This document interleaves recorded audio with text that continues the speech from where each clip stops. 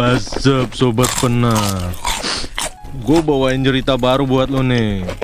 Tapi sebelumnya, buat lu pada yang pengen ceritanya dianimasiin, ketikin aja ya. Terus kirim kemari. Ntar kalau kepilih, gue balesin lu satu-satu. Nah, tungguin aja dah. Dah, skuy, nonton. Peringatan, animasi ini dibuat dengan tujuan sharing pengalaman pribadi sang pengirim cerita. Dimohon untuk menghargai cerita tanpa menyudutkan beberapa pihak.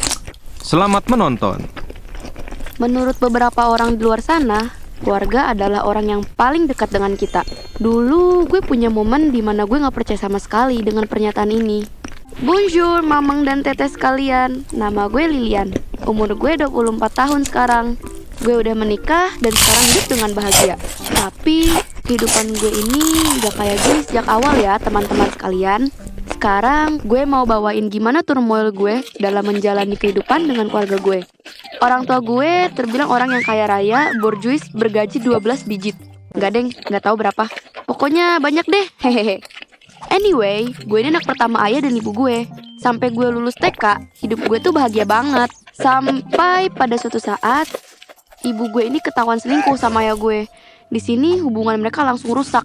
Mereka saling salah menyalahi. Mereka berantem hampir tiap hari. Dan gue sebagai anaknya kena imbas konflik ini. Ayah gue dulu sangat memanjakan gue. Apapun yang gue minta akan selalu dikabulkan sama dia. Gue minta Barbie, dikasih. Gue minta makan, dijejelin. Bahkan kalau gue minta cilok, segerobak sama abang-abangnya juga bakal dibeliin dah tuh sama dia.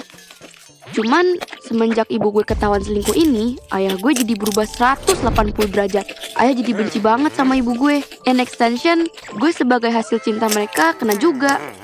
Ayah jadi jarang ngobrol sama gue. Bahkan cenderung ngacangin gue. Gue minta apapun jadi susah di ACC.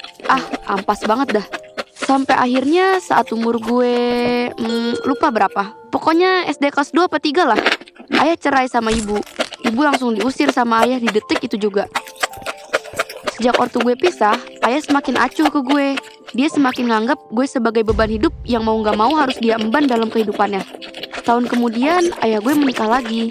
Dan dari pernikahan ini, ayah sama ibu tiri gue tuh dikaruniain dede-dede. Cewek lagi sih. So, gue jadi kakak lah pada saat itu. Begitu adik gue lahir, ayah menjadi semakin jahat dan acuh ke gue. Dia bener-bener gak nganggep gue sebagai anak dia lagi. Kayak gak peduli dengan apapun yang gue lakuin. Bahkan sampai memperlakukan gue bak budak di rumah. FYI, lain halnya dengan ibu tiri gue. Beliau ini seorang perempuan yang jahat. Enggak deng. Ibu tiri gue ini sangat care dan perhatian ke gue. Jauh melebihi ayah gue pada saat itu. Dan sejak pertama kami tinggal bareng, ibu tiri gue ini berusaha sekuat tenaganya buat bisa connect ke hati gue. Bahkan setelah adik gue lahir, ibu tiri gue ini masih berusaha buat menjadi jembatan antara gue dan keluarga.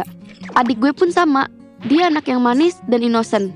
Gue sayang banget sama dia. Dan dia pun care sama gue, bahkan sampai detik ini. Intinya, di keluarga gue ini yang jahat dan gak suka sama gue itu ya cuma ayah gue sendiri. Ayah kandung pula. Sialnya dia yang punya hubungan darah sama gue. Ya si kepala keluarga itu sendiri.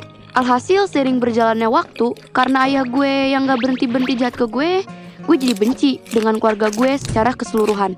Bagaimanapun ibu tiri dan adik gue berusaha buat menjembatani kami, gue selalu memotong dan menghancurkan jembatan itu. Ayah pun semakin gak peduli. Dia cuma memenuhi kebutuhan gue seminimal mungkin. Tentu aja, dia masih memperlakukan gue kayak pembantu di rumah. Bahkan, kalau sekeluarga diajak jalan-jalan, gue gak pernah diajak. Sebegitunya ayah gue benci sama gue. Rasanya, kayak ingin berkata kasar lah. Kasar! Lega. Oke, kita skip. Saat gue duduk di bangku SMA, gue deket sama satu kakel. Sebut aja Zikri. Gak perlu banyak gue ceritain lah, intinya kami pacaran. Apa yang ayah gue lakukan ke gue membuat gue butuh pelampiasan di luar rumah. So, gue melakukan ini ke si Zikri. Ampasnya, si Zikri ini paham betul akan kelemahan gue dan sangat lihai dalam memanipulasi dan memanfaatkan gue. Gue merasa nyaman dengan kata-kata manis dia. Itu yang gak gue dapatkan selama bertahun-tahun dari ayah. Itu yang gue inginkan dari seorang laki-laki di kehidupan gue. Dan karena hal ini gue terjerembab dalam genggaman Zikri.